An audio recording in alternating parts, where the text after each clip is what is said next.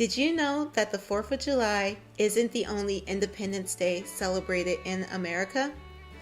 On June 19, 1865, Union General Gordon Granger led thousands of troops into Galveston, Texas to announce the end of the Civil War and the freedom of slaves. Since then, June 19th has been celebrated as Juneteenth across the nation, one of the longest celebrations honoring the end of slavery.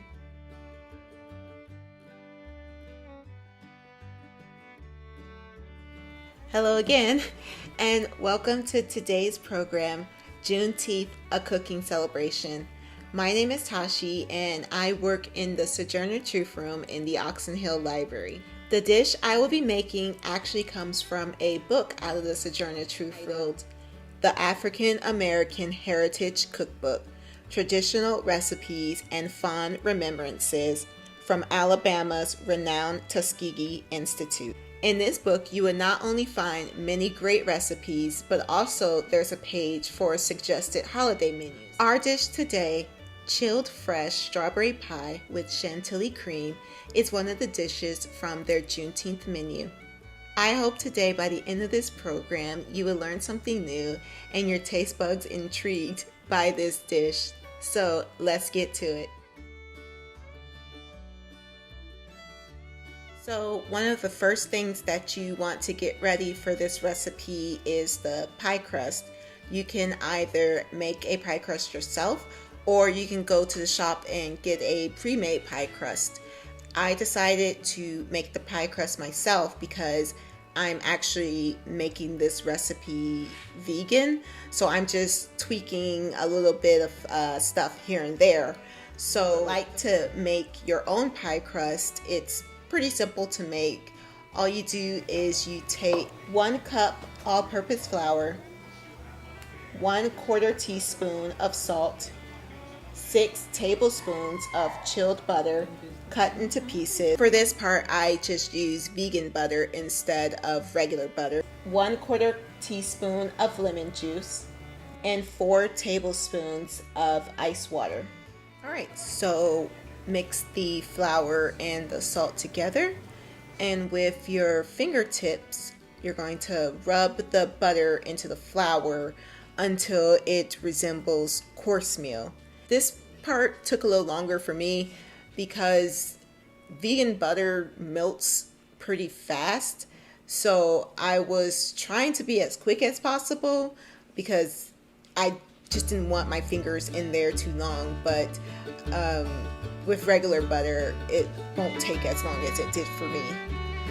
Add the lemon juice and the water and work into a dough. Gather the dough into a ball and flatten and dust with flour. Then you're going to wrap in plastic and refrigerate for 30 minutes. After chilling the dough for at least 30 minutes, lightly knead until smooth. Then roll out to fit a 9-inch pie plate. And once that's rolled out, you're going to kind of get your rolling pin and kind of like roll it into the rolling pin. I've never been really good at this, so I was holding my breath this time and I actually got it to work. And once you get the dough onto your rolling pin, you just simply roll it onto the pie plate. Then you're going to prick it all over with a fork, and if you have of the little baking balls, I don't remember what they're called, you can put those in. If not, that's totally fine. Then you're going to bake for 15 minutes in a oven preheated at 450 degrees. After 15 minutes, go ahead and check the pie crust, and if there's a nice golden color throughout the pie crust, you can go ahead and take it out. And as you can see, my pie crust isn't very pretty. I guess it doesn't matter how pretty it is, but how good it tastes. While the pie crust is cooling, we are going to go ahead and make the syrup for the pie, or it's not a syrup, but it's like the bulk of the pie. And to do that, we are going to add into a medium-sized saucepan 1 cup of crushed fresh strawberries. How I got them crushed is I put them in a little bullet blender and just blended it up until it was a good puree.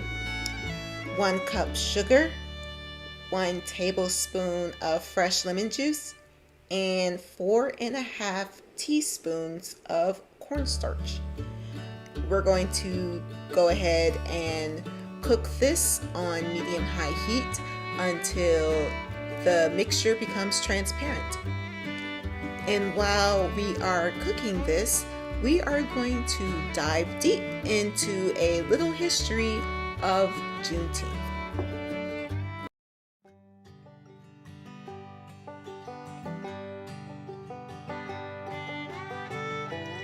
The people of Texas are informed that, in accordance with the proclamation from the Executive of the United States, all slaves are free.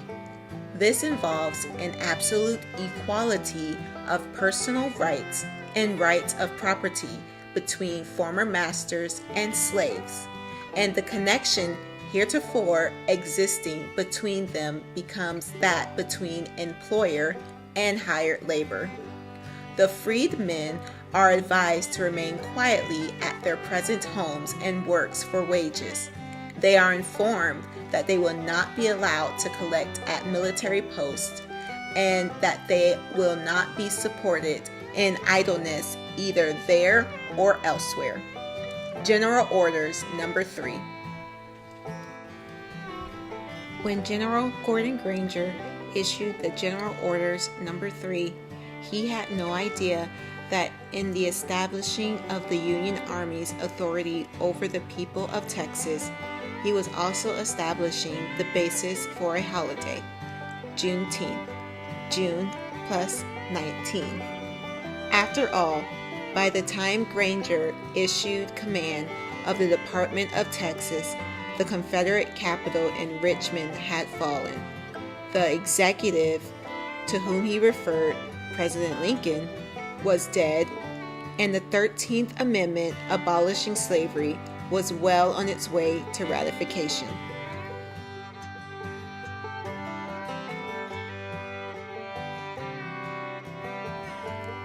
The June 19th announcements came more than 2.5 years after Abraham Lincoln issued the Emancipation Proclamation on January 1st, 1863. So technically, the 250,000 enslaved people in Texas were already free. They just didn't know. And no one was in a hurry to let them know. News traveled slowly back in those days. It took Confederate soldiers in western Texas more than 2 months to hear that Robert E. Lee had surrendered at Appomattox. Still, some have struggled to explain the 30-month gap between Lincoln's proclamation and the enslaved people's freedom, leading to speculation that some Texans suppressed the announcement. Other theories include that the original messenger was murdered to prevent the information from being relayed, or that the federal government purposely delayed the announcement to Texas to get one more cotton harvest out of the enslaved workers. But the real reason is probably that Lincoln's proclamation simply wasn't enforceable in the rebel states before the end of the war.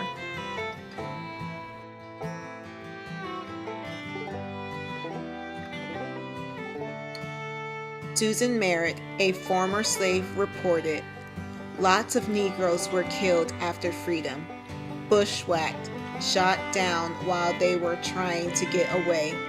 you could see lots of Negroes hanging from trees in Sabine Bottom right after freedom. In July 1867, there were 2 separate reports of enslaved people being freed, and one report of a Texas horse thief named Alex Simpson, whose enslaved people were only freed after his hanging in 1868.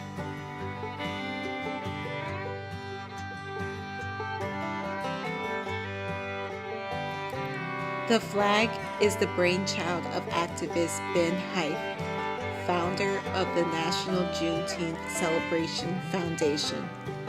Hyde created the flag in 1997 with the help of illustrator Lisa Graff. According to Hyde, designing the flag and its symbols was a deliberate process. The white star in the center of the flag has dual meaning. For one, it represents Texas, the Lone Star State. But the star also goes beyond Texas, representing the freedom of African Americans in all 50 states. The bursting outline around the star is inspired by a nova, a term that astronomers use to mean a new star. On the Juneteenth flag, this represents a new beginning for the African Americans of Galveston and throughout the land. The curve that extends across the width of the flag represents a new horizon, the opportunities and promise that lay ahead for Black Americans. The red, white, and blue represents the American flag, a reminder that slaves and their descendants were and are Americans. June 19, 1865 represents the day that enslaved Black people of Galveston, Texas became Americans under the law. And while African Americans today are still fighting for equality and justice, Hyde said those colors symbolize the continuous commitment of people in the United States to do better and to live up to the American ideal of liberty and justice for all.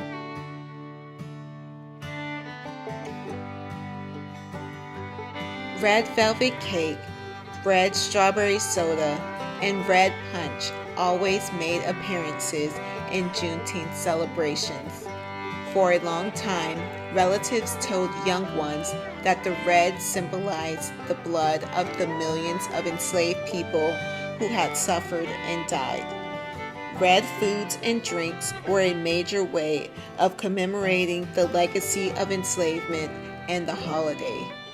However, the practice of eating red foods, red cake, barbecue, punch, and fruit, may owe its existence to the enslaved Yoruba and Congo brought to Texas in the 19th century from present-day Nigeria, Ghana, Togo, Benin, and the Democratic Republic of Congo. Red in many West African cultures is a symbol of strength, spirituality, and life and death. Red drinks at Juneteenth celebrations have a link to the fruits of 2 native West African plants, the kola nut and hibiscus. When crushed into a powder, then added into water, the kola nut created a reddish-brown, refreshing drink. This practice of adding reddish substances to make sweet, palatable drinks was common, so it wasn't out of the ordinary to see such drinks associated with Juneteenth. Red food coloring came into preeminence in the late 1800s, and by the 1920s, red-colored carbonated drinks like the Texas-made soda, Big Red, became part of Juneteenth culinary traditions.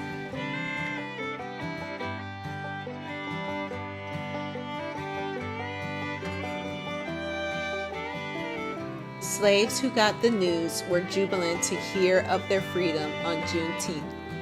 Felix Haywood, a former slave who gave a testimony about Juneteenth as part of a New Deal project, recalled, "The end of the war, it come just like that, like you snap your fingers. Hallelujah broke out.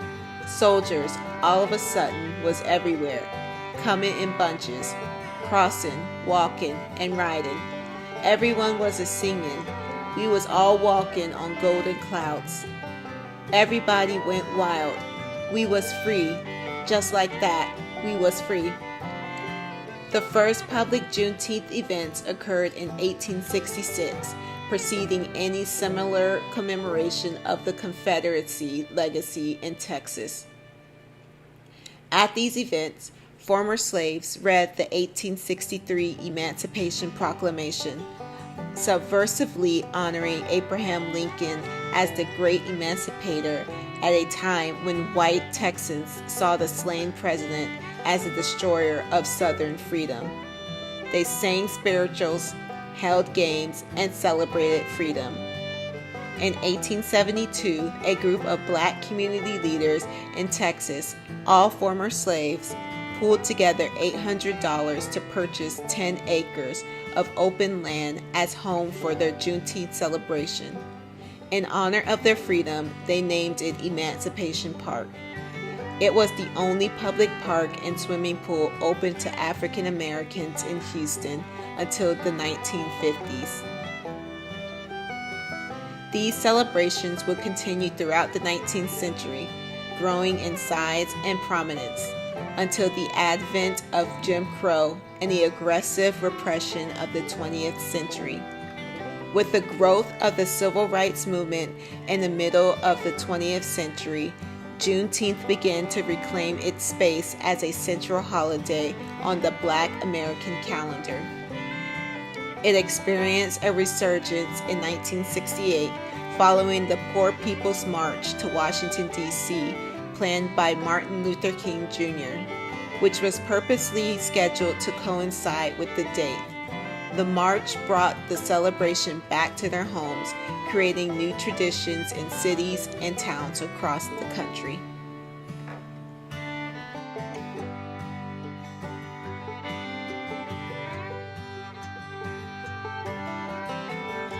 June 19th was made a Texas state holiday in 1980, and in 1997, Congress recognized June 19th as Juneteenth Independence Day after pressure from a collection of groups like the National Association of Juneteenth Lineage and the National Juneteenth Celebration Foundation. Although most states now officially recognize Juneteenth, it is still not a national holiday. As a senator, Barack Obama co-sponsored legislation to make Juneteenth a national holiday, but it didn't pass then or while he was president. One supporter of the idea is 94-year-old Opal Lee. In 2016, when she was 90, Lee began walking from state to state to draw attention to the cause. Nicknamed the godmother of Juneteenth, Opal Lee released a children's storybook with an initiative aiming to educate younger generations about an important part of their collective histories.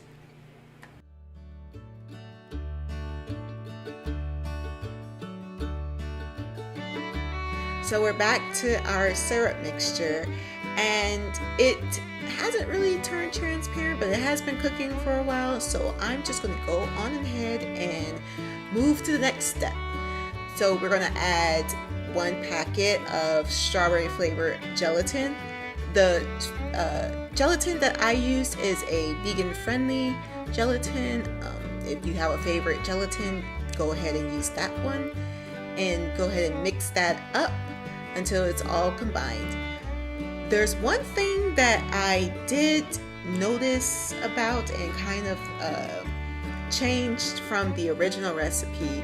It was very thick, and I actually poured it into the pie crust, and it didn't fill the pie up enough. It was probably halfway filled, and I was just like, that can't be right. So I actually put the syrup back into the saucepan and I added probably about a cup and a half of water to it. I just feel like that's something that should have been added and it just wasn't stated in the recipe. I don't know. I think it came out better. You can add the water if you want to. If you want to follow the recipe faithfully, don't add it. It's up to you. But when I added the water, I feel like it gave the syrup a better consistency. So once the syrup is done, we are going to put the pie together. We are going to get the strawberries that we cut into chunks, and we're going to put that at the base of the pie and then top that with the syrup. Once the pie is together, you are going to chill it in the fridge for 30 minutes to an hour, or until the pie has a nice firm consistency and it doesn't move too much. So the final step is to make the chantilly cream, and it's a very easy process. This is the one part of the dish that I did not make vegan. I've made vegan whipped cream in the past. Not difficult, but there are more ingredients that are needed, and I personally like regular whipped cream or cream in general, so I just made it the way that's stated. All you need for this recipe is 1 cup of chilled whipping cream, 1 tablespoon of sugar. I originally figured powdered sugar because whipped cream I made in the past, I needed powdered sugar, but this one, regular sugar is fine. And 3/4 teaspoon of vanilla extract. All you do is you just get a whisk and whisk it until stiff peaks are formed, and you chill after that. And very simple. After you make the chantilly cream is you chill it. The recipe states chill it for 3 hours. I didn't chill it for 3 hours. I chilled it for probably an hour. I feel that was good enough, but chill for 3 hours if you have 3 hours. And then after that, you'll cut a nice chunk, put a dollop of that chantilly cream, and I actually was trying to be a little fancy, and I had some extra strawberries. I put that in there, and a little lemon balm leaf just to make it pretty, and there you have it. Fresh chilled strawberry pie with a chantilly cream. And we're going to try the pie. So, let's see how it is.